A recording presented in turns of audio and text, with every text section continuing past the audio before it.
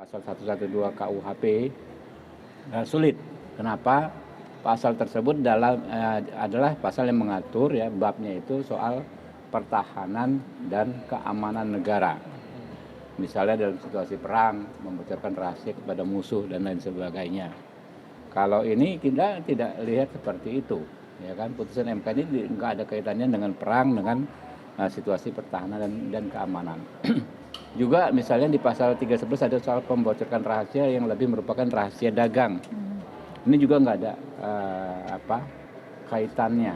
Nah, tapi yang lebih merisaukan sebetulnya bukan persoalan bocor ini masuk pidana atau bukan. Ya, menurut saya yang merisaukan adalah apakah MK sudah membuat putusan sebelum tahapan pemeriksaan selesai.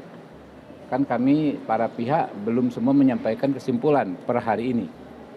Ya, kalau sudah ada kesimpulan sudah ada keputusan, sudah ada putusan sebelum para pihak lengkap memberikan kesimpulan, kan berarti dilanggar hak para pihak ini, gitu loh.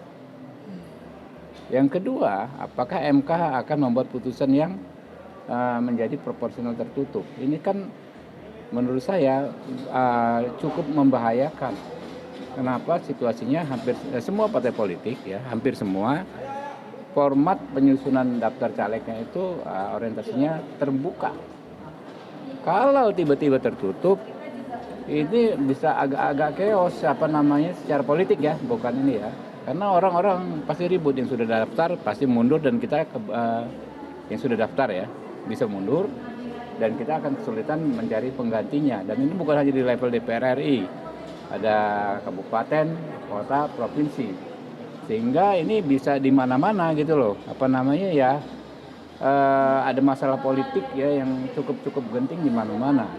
Jadi taruhannya malah bisa terkait penyelenggaraan pemilunya gitu loh. Bagaimana pemilu bisa terselenggara dengan baik kalau ada kekisruhan politik terkait penetapan daftar caleg yang berubah orientasinya ini dari terbuka menjadi tertutup. Jadi kalau saat ini tiba-tiba dirubah, hanya tinggal 200 sekian hari menjadi tertutup, itu bisa berantakan.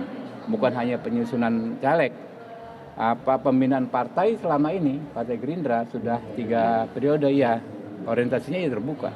Kayak Gerindra misalnya, ya. Gerindra itu kan terdiri dari para petani, para purnawirawan, para nelayan, kaum perempuan. Masing-masing itu kan tentu mengirimkan kadernya supaya dicalegkan oleh Partai Gerindra. Kalau terbuka, kami andil sebagai pimpinan, gitu kan, memberikan kesempatan yang sama. Tapi kalau tertutup, siapa yang nomor urut 1, pasti yang lain merasa tidak dihormati.